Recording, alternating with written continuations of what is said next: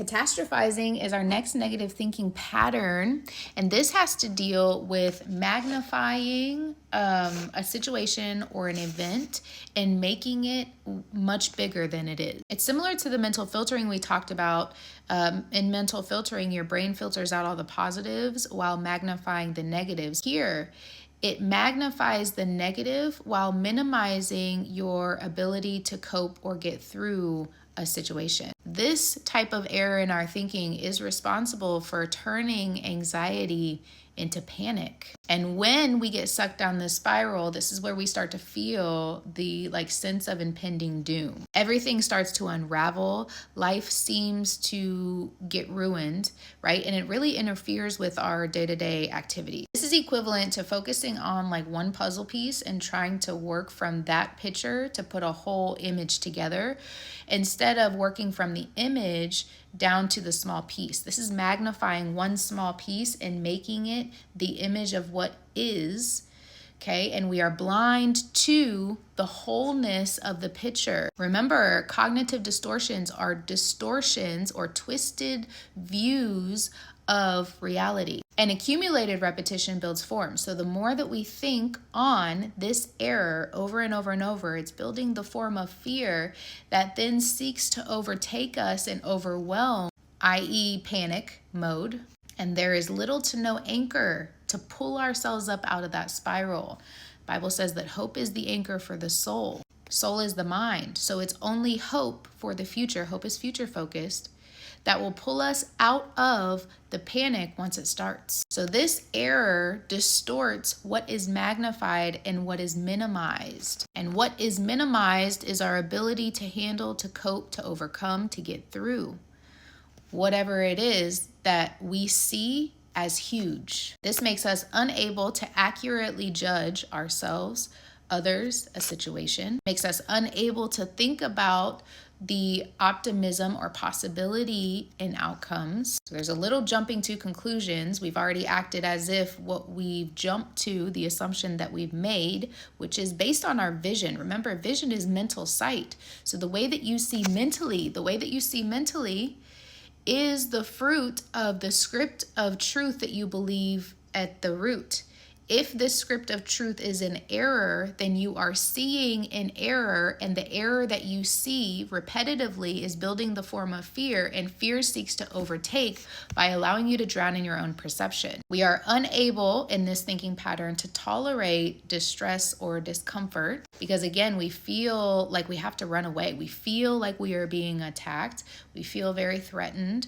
So we're unable to stay in the discomfort or in the things that don't feel good. We're not able to recognize our own strengths and resources or those of others. Remember that the truth says that the measure to which we judge ourselves is the measure that we extend to others as well. So not only are we stuck in this error-filled way of thinking, but then that is the only thing we can extend to other people as well. We're only teaching other people how to see in the same ways that we are seeing. And learning to think more optimistically or positively is not going to help us here. It will only contribute to the war of the mind, to the overwhelm, to the overthinking, because our brains work by habit and conditioning. Our brains are designed to conserve energy. So the more that you do something over and over and over, the more it's committing it to muscle memory, which means that you do it automatically. Just because we do something automatically doesn't mean that it's natural. We can learn unnatural ways automatically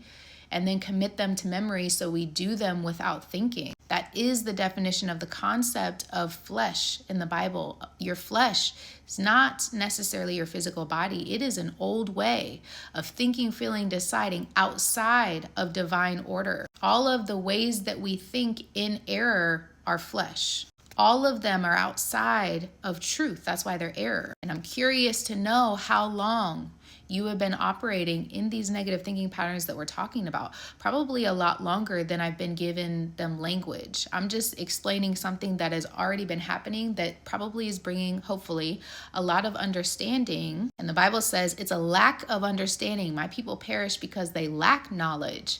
So it's not what you know that's getting you in trouble. It's what you don't know. Knowledge means perception, skill, understanding, wisdom, So there is a lack of understanding, perception, skill, wisdom, knowledge of the truth that is the reason why we are in a bad way. The remedy for this is to be transformed by the renewing of our mind so that we can test and approve what God's perfect and pleasing will is. Change deals with what is physical. Transformation deals with what is spiritual. True spirituality is truth. This is one of the things Jesus got upset with a bunch of people, I believe in Luke, somewhere in Luke. And he's upset with all of these people who claim to be spiritual. He said, you can read what the earth is doing. You can read and tell me what the stars in the sky are doing, but you cannot discern this present a time or age, yet you call yourself spiritual? True spirituality is understanding truth. And transformation begins in the unseen and works its way to the physical.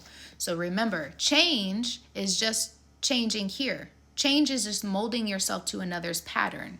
Transformation is changing the structure that created the pattern. So transformation is working here by changing the structure of how we see, which produces what we see. And how we see is given to us by a script of what we believe. Transformation is lasting and it's fueled by the recognition of the value of the change, not the change itself. It's why you value the change that allows transformation to happen, not what do I need to do. Recognition of what is valued, okay, when grounded in truth, produces freedom. Freedom breeds peace, possibility, purpose, limitless motivation and understanding of how we can get through anything, no matter what the form of fear is that has been built repetitiously. Change affects what we do. Transformation affects who we are. Transformation is from an identity level, not a behavior level. The truth is interested in revealing to us who we are. That is God's will. God's will is for you to understand who you are. And as we have an understanding at an identity level, your identity is your identification. How do you identify? We live in a world where you can identify with anything. Choose the truth that withstands the test of time. Transformation is about changing how we do what we do so that we can become who we are. So catastrophizing is like mental filtering on steroids. And fear will use it to fast forward you right to the worst case scenario, skipping over all reasons, skipping over all truth, skipping over all faithfulness, skipping over the truth of life. Fear distorts our vision by hijacking imagination. Your imagination is your mental sight. Remember, the Bible says, where there is no vision, where there is no mental sight, the people stumble all over themselves. They cast off restraint. But when they can see what God is doing, they are most blessed. Fear convinces us and presents as foresight. It convinces us that the things that we're doing to prepare are necessary. But what we are prepared for, what are you prepared for? Are you prepared for fear to overtake, or are you prepared to stand still in a place grounded and anchored in mental stability because you have a hope that is thrown to the future that is pulling you through the form of fear that you see to prevent it from overtaking you? Fear erases truth from the equation and it drains our strength before the battle even starts. We end up moving through life exhausted. The truth is, catastrophizing makes you act as if the worst case scenario not only will happen, but happen now. So present day, you are operating from a distorted view of reality. And what is real is not always what is true. We have a whole day to go through on that. Just because something seems real doesn't mean that it's truth. And again, how do you make that judgment? The mindset shift that we need to begin to make here is that change is behavior modification, transformation as identity reformation. Change is behavior modification. That's not going to work. Just thinking more positively, especially when you're in a place of panic, that's not going to work. I can't just calm down when I'm panicking. Absolutely not, because the form of fear seems so real. Transformation is identity reformation. It's what I believe at the root about who I am, who God is, what life's about. It's from a place of identity then that I begin to view life and think about